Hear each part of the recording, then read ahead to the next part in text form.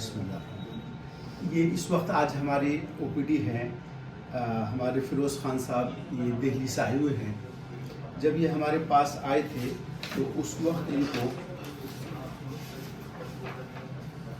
ये 22 जून 2023 का है, तकरीबन अब से 6 महीने पहले जब ये रिपोर्ट लेकर आए थे। तो इस वक्त उनको नंबर एक तो 10 साल से डायबिटीज़ थी और हाइपरटेंशन 10 साल से था। नंबर 2 जॉन्डिस था इनको जून से। उस वक्त इनका HbAg 27/3/2023 का था, नेगेटिव था HbAg पॉजिटिव था 18/7/2023 को, और HbAg क्वांटिटी उनका 3,908 था। HBV DNA जो इन्होंने कराया था 9/6/23 को, वो 17 लाख था। अब एक फ़ायदा तो ये हुआ, नंबर एक जो जॉन्डिस था वो ख़त्म हो गया, और इस वक्त की ये रिपोर्ट है इनकी, ये 6 तारीख की।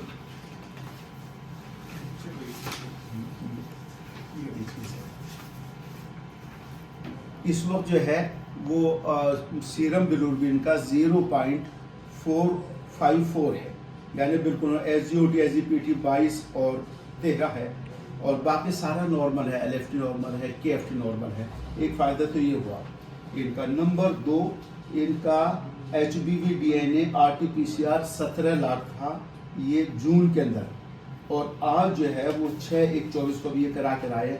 ये लाल पैक का है, ये देखिए TND हो गया है।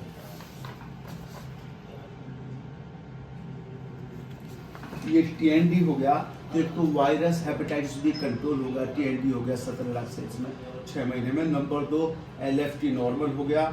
नंबर 3 HbA1c, जब ये आए थे तो उस वक्त HbA1c कितना था इसका शुगर का? हाँ 10 पॉइंट कुछ था।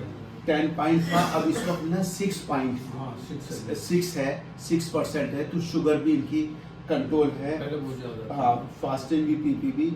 और चौथे जो है इनका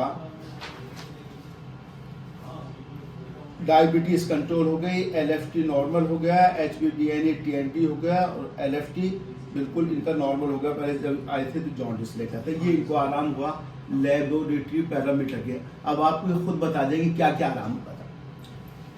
मेरे को जी 2023 में 6ठे महीने में जॉन्डिस की शिकायत हुई। मैं हॉस्पिटल गया, आकाश में एडमिट हुए, तो वहाँ पता लगा कि हेपेटाइटिस B हो रहा है। तो बहुत ज़्यादा परेशानी हो रही थी।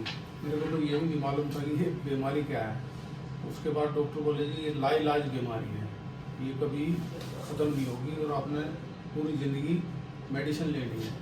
मैंने सोचा मगर यार ये तो मेडिसिन शुगर की भी चल रही है, BP की भी चल रही है, मगर हर एक चीज़ की मेडिसिन मगर तो पूरी ज़िंदगी की होगी। फिर मैंने यूट्यूब पर सर्च किया डॉक्टर साहब की।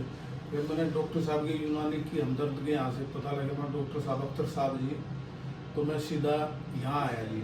ये हॉस्पिटल का क्या नाम है? कालंदी में ओखला पड़ता है जसुल्ला के पास।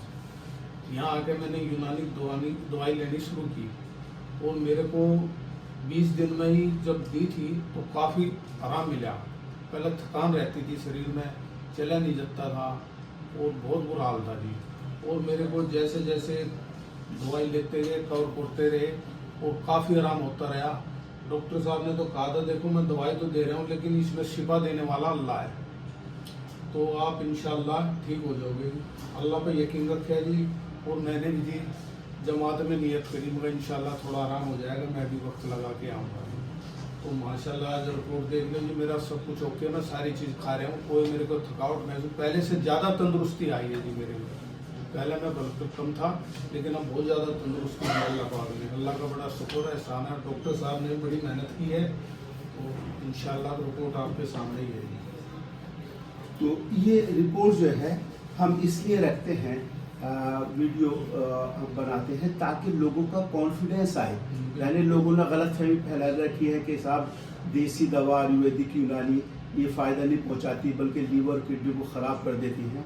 हालांकि हमारे ये हज़ारों पेशेंट हो गए जिनमें हम पूरा 6 महीने भी, 4 महीने भी, और भी ज़्यादा है और कम देते हैं, और फिर बाद में LFT KFT हीमोग्राम यूरिन सब कराते रहते हैं ताकि अगर हमें पता चले कि टॉक्सिसिटी तो हम रोक दें, लेकिन अभी तक एक भी पेशेंट के अंदर हमें कोई टॉक्सिसिटी नहीं मिली, बल्कि इफेक्टिव ट्रीटमेंट मिला कि अब 17 लाख से इनका TND हो गया with in 6 months, LFT normal हो गया, शुगर कंट्रोल हो गई।